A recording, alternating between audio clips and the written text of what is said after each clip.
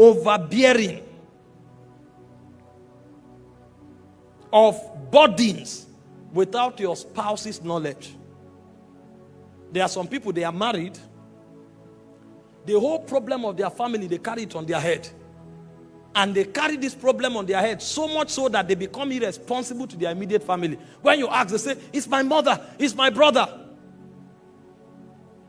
When you get married, it is after you fulfill your duty in your nuclear family that you are permitted to fulfill your duty outside.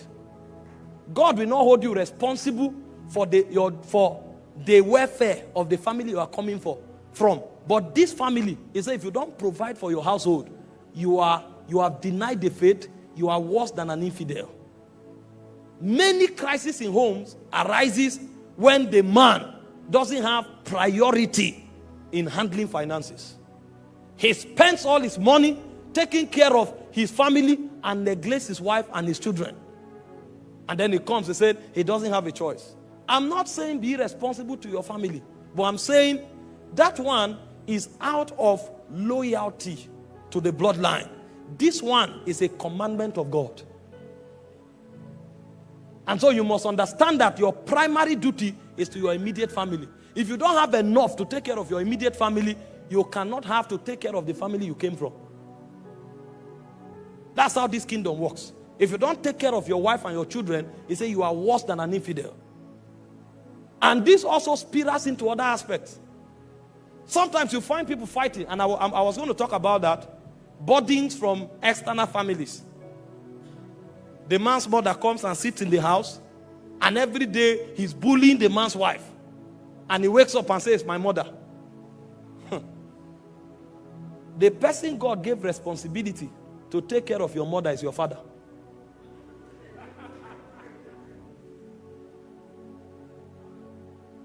The person God gave responsibility to take care of your wife is you. So your first responsibility is to your wife before your mother. Even your mother knows that. And that's what the Bible teaches. Does this mean you should dishonor your mother? No. However, if there is a crisis of that order, your first priority is to protect your home and then make sure your mother is honored. And so what you do is to honor your mother, but take her back to her husband's house and take care of her from there. But in a situation where your father is dead and your mother is helpless, create other means, either cooperating with your siblings or any other means you can to take care of your mother. If because of your mother your family breaks, both you and your mother will not be forgiven. And I also know a situation where women are untrained and irresponsible, that they dishonor their mothers-in-law. If your wife does that, you cannot take it because you're also a son to your mother. But you need to teach her, correct her, and make sure it doesn't happen. If that cannot happen, first of all, remove your mother from there. Because no matter how you define it, she is the third party. The Bible says, for this cause shall a man leave his father and his mother and be cleaved to his wife, and the two shall become one flesh. It's a lot of responsibility to raise a home.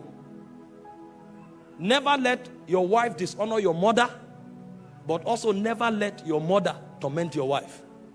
Your ability to handle the two is what defines your maturity as a man.